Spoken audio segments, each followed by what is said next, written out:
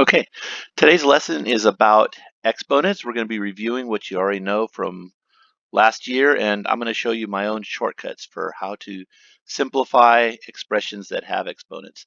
First, let's go over the regular rules. And since I don't see you, you can't raise your hand or something, just interrupt by unmuting your mic and saying, I have a question. And then I will pause and I'll help you out. So let's first talk about negative exponents. When I think of negative exponents, I think of one word, and that's fractions. Now, as you know, since I'm recording this, you can either take notes right now, or you can rewatch the video and take the notes later. Okay, let me do an example of a negative exponent. Let's say I have 2 to the negative third power, and I say evaluate. Evaluate means to give me the value of this. Well, to make a negative exponent positive, I change its level.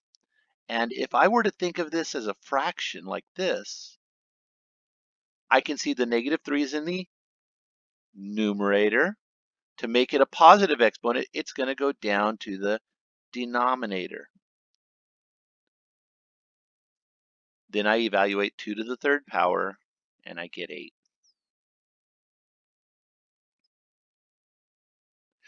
Another example.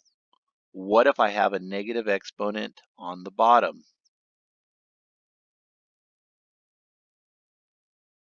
Well, to make a negative exponent positive, I change its level. So it's going to go up to the top. There's nothing left on the bottom, so I'll put a 1. This answer will be 9. If you were to try out 3 to the power of negative 2 on your calculator, what would you get?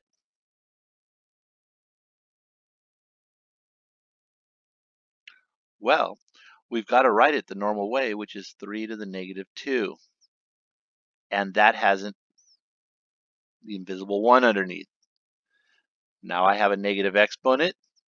To bring it down, I need to make the exponent positive, and that gives me 1/9.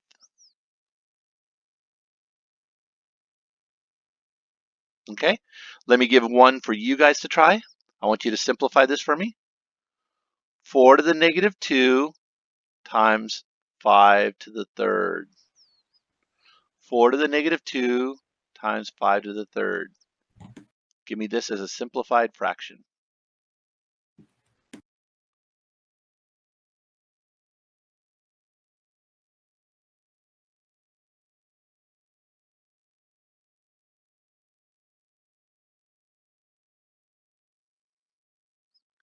Okay, I want to make this negative exponent positive, so it's going to go down to the denominator.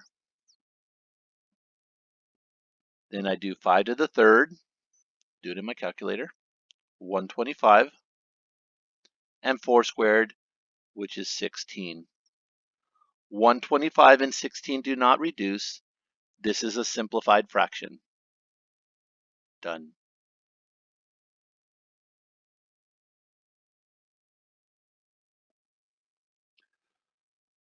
Let's continue. Zero exponent. Any number to the 0th power equals 1, except for 0 to the 0th. Any number to the 0th power equals 1.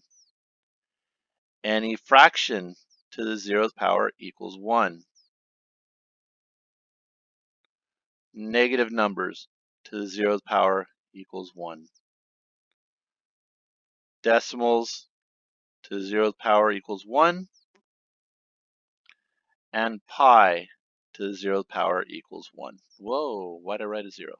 1.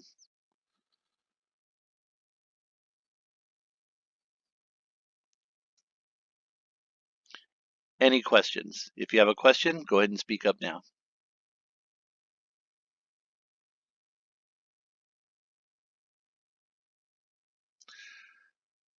Product rule. The product rule is when you're multiplying the same bases with different exponents. What if I had, for example, 4 to the second times 4 to the fifth? We always seem to forget. What do we do with the 2 and the 5? Do we multiply them or add them? Here's what I want you to visualize. 4 to the second is 4 times 4. 4 to the fifth is 4 times 4 times 4 times 4 times 4. I can see this is all just multiplication. And when I put it all together, it'll be 4 to the 7th power. That means the product rule is adding. You add the exponents. Let's try one. What's 2 to the 8th times 2 to the negative second times 2 to the negative 6th? Go ahead and simplify that for me. I'll give you 10 seconds.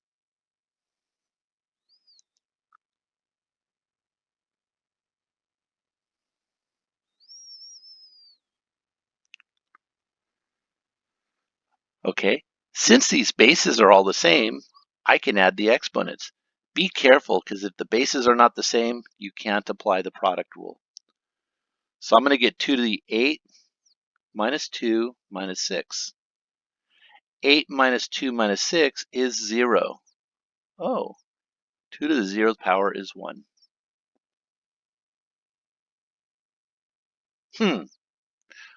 Wait a second. Let's do a sidebar here. Let me take off this paper, and let's analyze this a different way just to see if it really works. Here's the problem once again. I had 2 to the 8th times 2 to the negative second times 2 to the negative 6th. What Mr. Gonzalez said was negative exponents have to change from numerator to denominator to become positive. I can rewrite this as 2 to the 8th over 2 to the second times 2 to the 6th. The two negative exponents go down here. Let's apply the product rule. And the product rule says if you have the same base, you can add the exponents.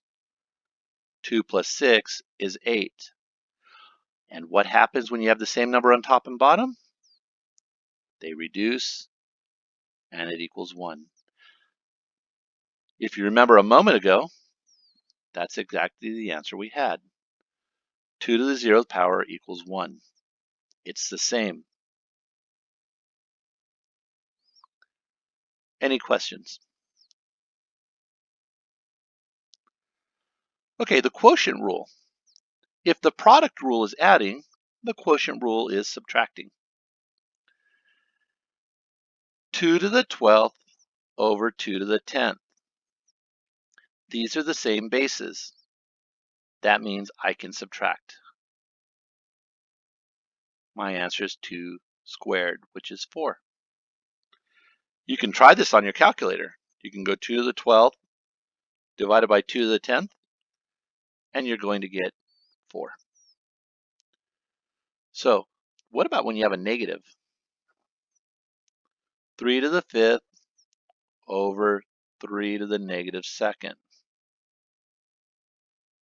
Well, using the quotient rule, they're the same base, so we're going to get 5 minus negative 2. Minus a negative means add. 5 plus 2 equals 7. Looks good. Let's see if we can get this a different way. Negative exponents change levels to become positive. That means I can put the 3 to the second on top. We have the invisible 1 down below. Now we have the product rule. 5 plus 2 equals 7. And we get the same answer once again. Multiple ways to do the same problem. Now, I apologize in advance if you have been the type of person to say, no, just show me one way and that's it. You're confusing me. We're going to look for different approaches and different ways to do these problems. eventually to become more efficient and do it the fastest way. When grandma is taking you to go somewhere and grandma says, "No, I can't go on the freeway. I only like city streets. They're slower and I understand them, but it takes an hour to go somewhere that should have taken only 10 minutes." You can see that sometimes it's appropriate to take city streets, sometimes it's appropriate to take the freeway. We have to learn all different ways because there can also be roadblocks. That's our goal. Learn as many different ways to do problems, not as many different ways, but several different ways to do problems so that we can use the best one for the best situation. Any questions at this point?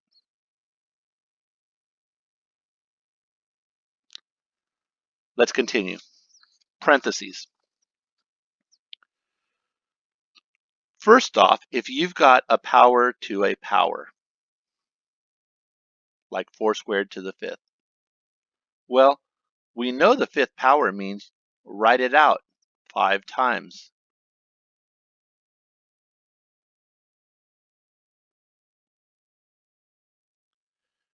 But we have the same base here. We can now apply the product rule. I can add 2 5 times. That equals 4 to the 10th. So hey, it looks like when we raise a power to a power, we can multiply the powers.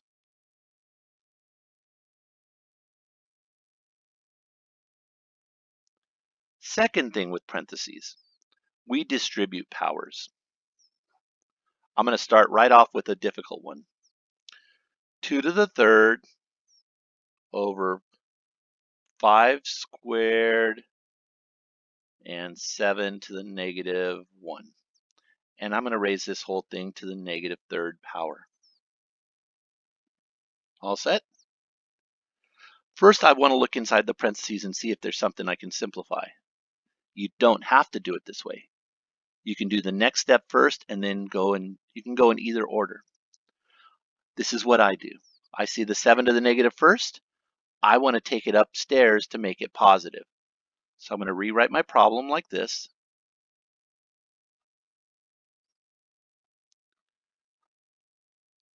Now here's the other rule that you do with parentheses. I'm going to distribute this exponent to all the other exponents and multiply. That will give me 2 to the negative 9th, because 3 times negative 3. It will give me 7 to the negative third, and it'll give me 5 to the negative 6. These are all negative exponents, which means we need to change their levels to make them positive. Take the 5 to the negative 6 up top, make it positive. And on the bottom, we'll have 2 to the 9th, 7 to the third. I'm just going to circle this because I don't have my calculator right now. But I can see that since these are prime numbers, nothing will cancel, and I can just do this on my calculator now. Okay? Do we have any questions so far?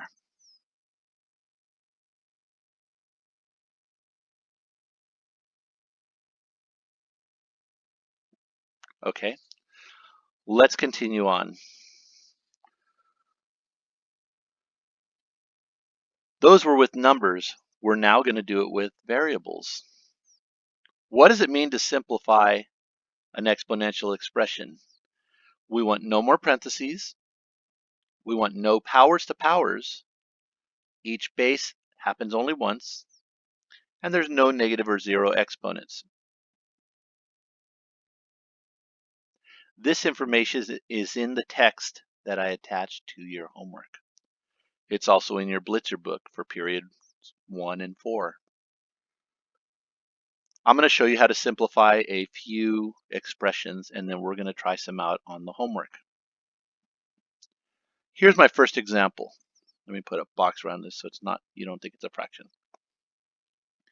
Okay, parentheses, expression to the third power. I have to distribute this 3 to each item here. Watch what I do right here. Be careful. -3 has an exponent. That exponent is 1. We're going to do -3 to the third power, and you need to put that in parentheses. Okay? Because if this were a 2, we need to put the whole thing to the second power, and it's going to become positive. Here, x to the fourth to the third means x to the 12th. Y to the 5th to the third, distribute the 3. Y to the 15th. And now you do -3 to the third in your head or on your calculator. -3 times -3 is 9. Times -3 is -27. X to the 12th, y to the 15th. When you do problems and turn them into me, it's best to circle or box your answer. That way I can see it quickly. Any questions?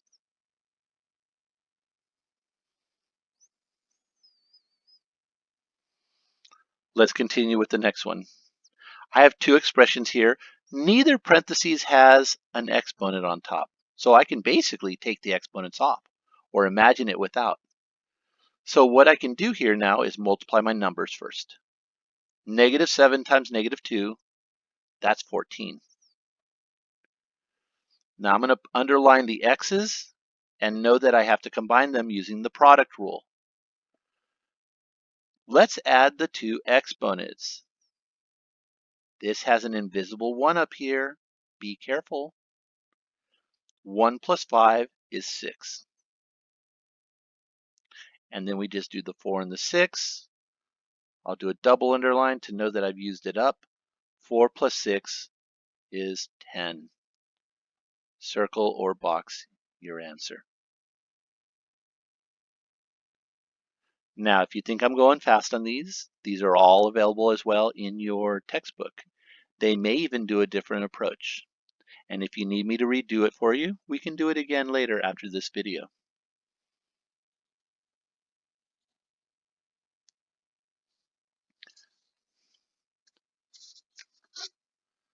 Next example is a division one. It's very similar to the last one because there's no parentheses with an exponent that you have to distribute. So here's what I do with these ones right here. I first do the numbers. In fact, I like to rewrite it like this. And then I put the others over here.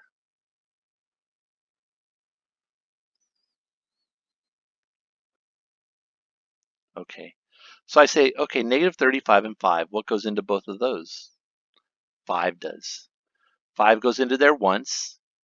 5 goes into there, let's say -7. I bring the negative up there. So here's what I have so far. -7 over 1. Now, if we use our quotient rule, when you have the same bases, you subtract.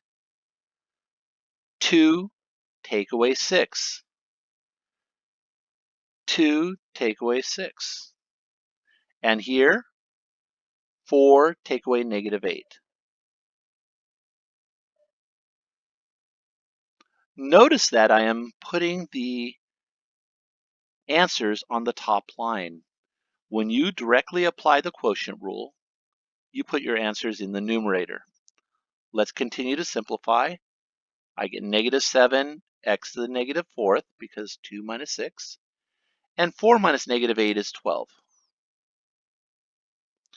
Do I have any negative exponents here? Not negative numbers. We do. Leave this -7 on top. X to the -4th goes to the bottom, the denominator, and y to the 12th stays in the numerator. I'm done.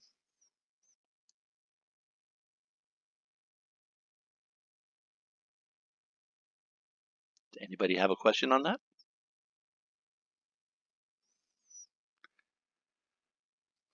Now for some real learning right here. I'm going to do Mr. Gonzalez's quotient rule, which is much faster. Let's get a little space here and rewrite the problem.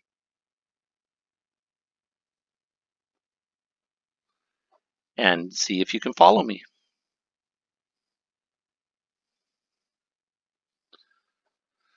The numbers are done exactly the same, -7. But here's how I approach the variables. X squared, x to the 6th. Which number is bigger? Well, the bigger number is x to the 6th, so my final answer will go wherever x to the 6th is. It'll go on the bottom. Now let's subtract them and get a positive answer. What is 6 take away 2? 6 take away 2 is 4. Let's go to the y's. What is a larger number, 4 or -8? Positives are always bigger. Let's put the answer where the y to the 4th is and subtract. 4 take away -8. Be careful with the double negative. 4 take away a negative means to add, and we get 12. I'm done. Look at my work. Look at the traditional work. You can choose whichever way you like, and if you need another example using my method, I'd be happy to tell you.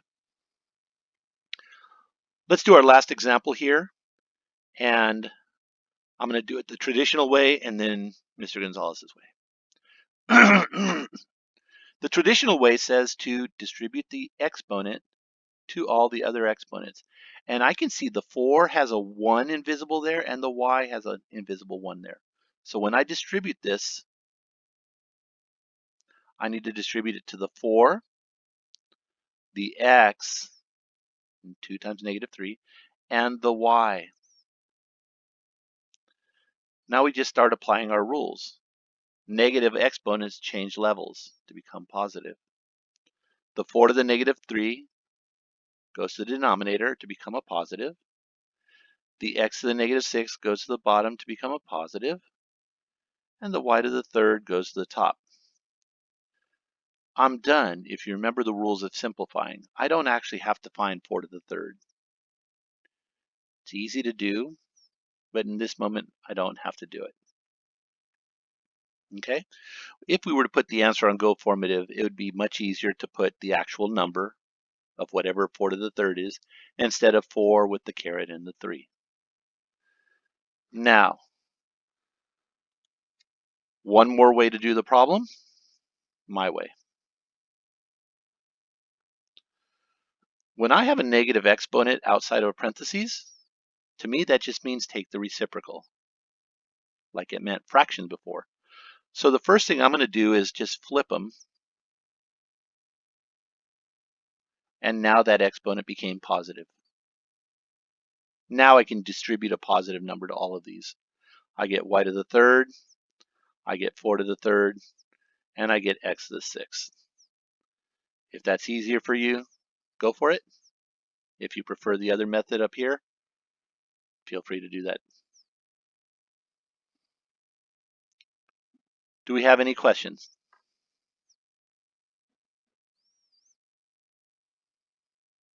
Okay, I will pause the recording now.